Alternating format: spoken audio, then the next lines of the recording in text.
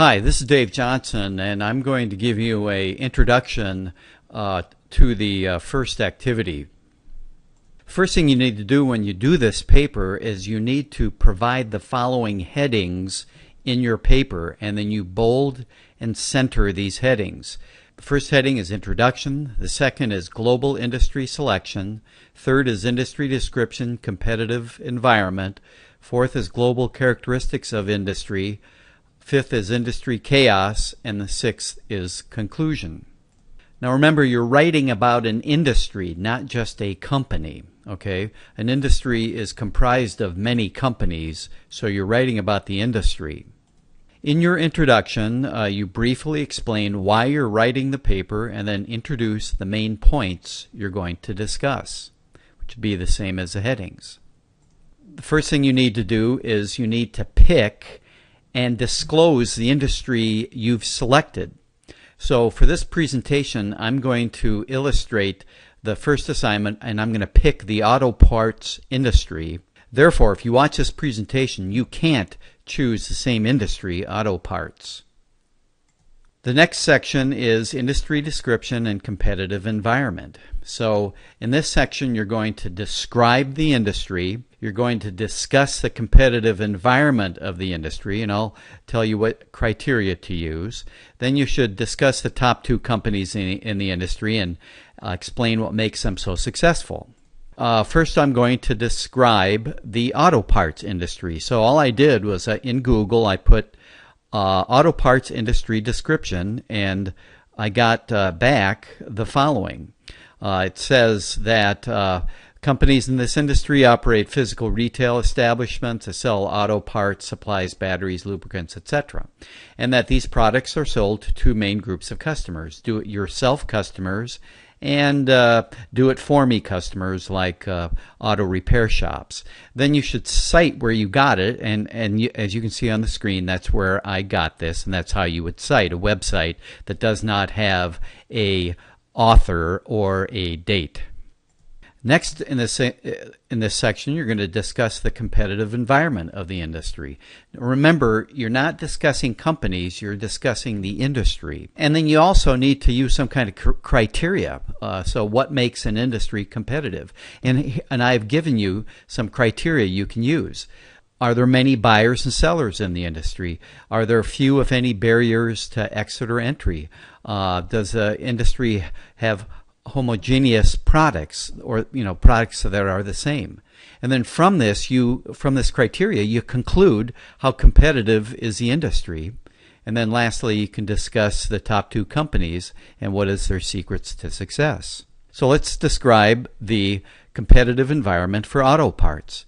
Are there many buyers and sellers? And yes, if you look around, there are a lot of companies that sell auto parts, and everybody that owns a car is eventually going to probably need some parts, so that would indicate that it's competitive. Are there barriers to exit or entry?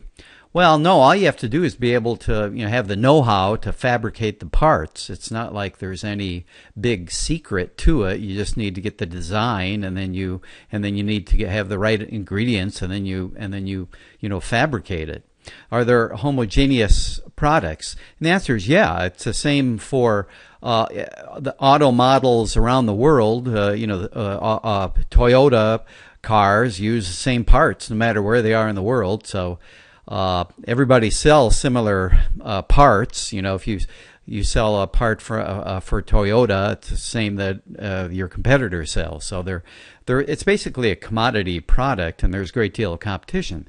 Now, you can tell by a company's profit margin or operating margin that if it's competitive or not. If the operating margin is low, that means that companies have price competition. You just can't charge whatever price you want. You're in competition with others. So as a result, you have a low operating margin. And if it's high, then you don't have competition. So that's disclosed in Bloomberg's data there. If you go under key industry metrics, there is a column to the far right which provides the operating margin. And if we were to scroll down, we could find the operating margin for the for the entire world market, I think, here. So the average for operating margin for auto parts is 7.69%. Now for food retailers like grocery stores, which are basically commodity businesses and have a great deal of competition, the average operating margin is 3.04%. So auto parts is pretty close. So these are both very competitive industries. Now, in contrast, look at industries that are not competitive, like software. For example, there's only one company that makes Microsoft Excel and Microsoft Word. They have operating margins of 32.99%. That's 4 times as high as auto parts. And then if you were to look at Google, their operating margin is 71%. Okay, so those industries are not competitive, but auto parts is. So next, discuss what the top two, discuss the top 2 companies and what makes them successful. Well, if you look at the Bloomberg website, it says that Denso has a top market share of 3.7%. And I did a little bit of investigation on Google and found out that the company produces automobile air conditioners, airbags, ignition systems, etc. And then the company with the second highest market share is Continental AG. And it basically is a tire company and then also braking systems and other auto parts. So what makes these companies successful? I just typed in the company name followed by success in Google and found out that Denso was actually a part of Toyota and spun off as a separate company and has Toyota as its biggest customer. And I've shown you how to. I got that from a web page, and there actually was an author there, so I'll show you how you cite that. And then Continental, I found out, was the foremost manufacturer of hydraulic foundation brakes. So I guess they're very big in that part of the industry, and they also make tires too. So that's kind of their secret to success. Now, next section, you're supposed to discuss the global characteristics of the industry, and you should use some criteria to determine if it's global or not. And I'm giving you 4 criteria you can use. Does the information technology communication infrastructure span the globe? Do product services require little, no modification in markets around the globe? Does the industry have economies of scale in a global market? And conclude whether it is global using the above criteria. So let's take the auto parts industry. Does the information technology infrastructure span the globe? Well, for most big companies, the answer is yes. We all have access to the internet, and big companies do, and so it's easy for them to have communication that spans the globe. Do product services require little or no modification in markets around the globe? And the answer is yes. A Toyota car in the U.S. And a Toyota car in Japan are going to use essentially the same parts. So it makes sense to make parts, and you can sell them around the globe. Does the industry have economies of scale? Economies of scale means that the more you produce, the lower the per unit cost. And there would be advantages to having big manufacturing plants that produce high volumes of product, high number of units, and then you can spread the fixed costs out over more units and lower the cost. So I could see how it's a manufacturer and how there would be economies of scale. So therefore, it looks like the auto parts industry truly is global.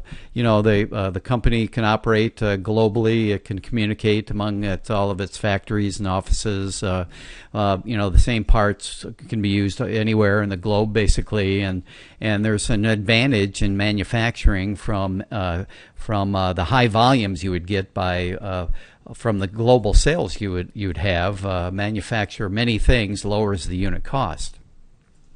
And then lastly, the thing we need to discuss is if the industry is a chaotic industry. And then here are the 4 criteria that you would use come from that article, the assigned reading.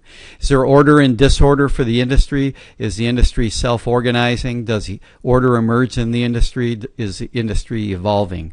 And then conclude based on those criteria. And again, you're not discussing individual companies, you're discussing the entire industry.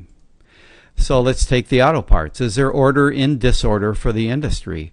And the answer is yes. I mean, the order is imposed by the auto companies. I mean, the auto companies come up with a new model, and you have to provide the parts for it. So It's not like you invent new parts.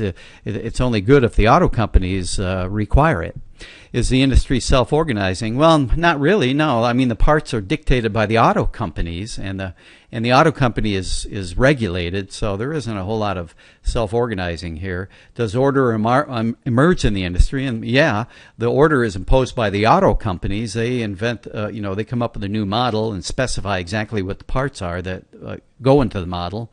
Is the industry evolving, constantly changing? In a sense it is, yeah, because the auto companies are coming out with new models, but the auto parts only reacts to. It's not like the auto parts come up with a whole lot of new things, I would think. So, in conclusion, I would have to say the auto parts is not a chaotic industry. It's basically in reaction to the auto companies, and they're regulated and so forth. So things would not change, I would think, all that rapidly. So lastly, in your conclusion, you should summarize the main points in your paper, okay? So you'll see that in the introduction, you introduce the main points you're going to make. Then in the body of your paper, you make those points, and you use criteria to explain yourself. And then lastly, you summarize the main points. So you're sort of repeating the three things throughout your paper, and that's kind of what you do in communication. You tell the audience what you're going to tell them, you tell them, and then you tell the audience what you just told them. Well, I hope this helps, and good luck on this paper.